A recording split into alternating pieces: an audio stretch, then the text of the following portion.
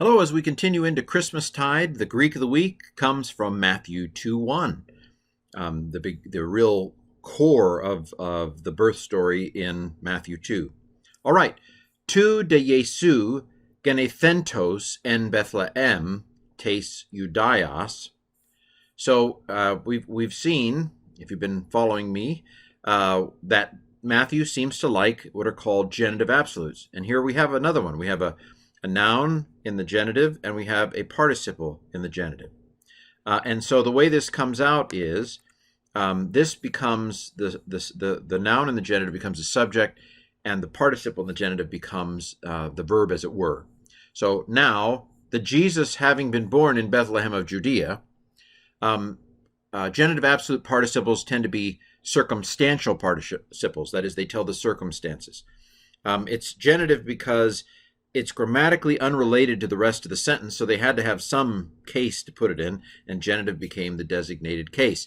I'm sure there's reason for it, but the beginning Greek student doesn't need to know that. They just need to know that a noun in the genitive with a participle in the genitive may very well be a genitive absolute, and you make the noun in the genitive the subject, Jesus, and you make the participle in the genitive the verb, having been born, or when Jesus was born, you could say even. So tu Jesu is Jesus in the genitive.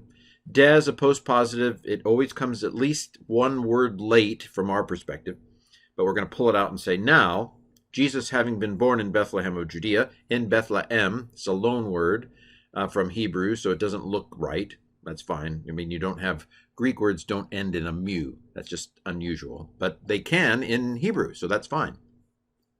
Genethentos, the theta epsilon, should clue you in to what? Theta epsilon, theta epsilon, theta epsilon, theta epsilon. Aorist passive is what that's telling me. And my aunt is a participle. Believe it or not, she is. I mean, who knew? But that you could have an aunt who was a participle. Well, the unt is participle. So this is an aorist passive participle. As is a genitive singular participle ending. Arkonanta, santianta. So it's a second person singular genitive, and it matches Jesu. So Jesus having been born in Bethlehem of Judea, en hemerais herodu to basileos idu, magoi apo anatolon. Okay, so Jesus having been born in Bethlehem of Judea, en hemeres herodu, in the days of Herod the king. The king is an apposition to Herod. It's genitive because Herod's genitive, and it's telling you who Herod is. Herod is the king. And so this is genitive. Eos is a weird genitive, I'll admit, but it's there are a number of what are called third declension nouns that are a little weird. This is one of them.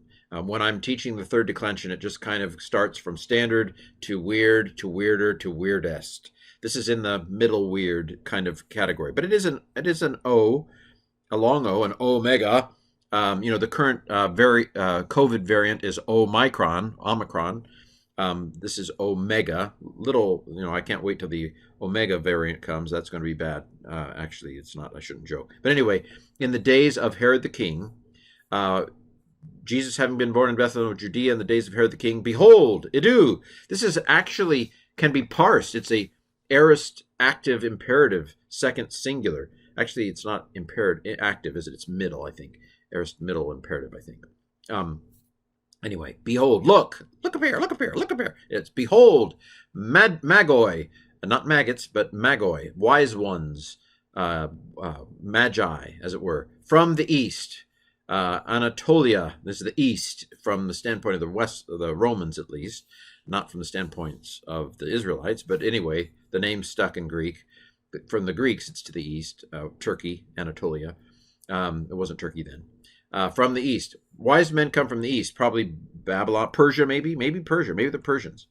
Paragenonto ace hierosoluma, from Jerusalem, to Jerusalem. They arrived to Jerusalem. The gen, Gen, I have that memorized as aorist. There's the augment, because augments don't go on prepositions, they go on the base word. So this is an aorist. Onto, let's go with middle. This is not my aunt as an active participle. Sorry, the cliches don't work all the time. This is Amen u eta ametha esthe anta. It's a third person plural. So this is aorist, middle, indicative because the connecting vowel is short there. Third person plural from paraginomai.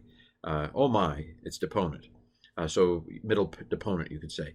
Deponent means it looks middle or passive, but it's translated actively. They arrived. All right, so putting it all together, Jesus having been born in Bethlehem of Judea in the days of Herod the king, behold, wise ones from the east arrived in Jerusalem. And you can see how this genitive absolute here is a circumstantial clause of sorts. It's telling us the circumstances of the wise ones arriving from the east. When did that happen? Well, it happened when Jesus was born in Bethlehem of Judea in the days of Herod the king. That's when it happened. Those are the circumstances of them arriving in Jerusalem.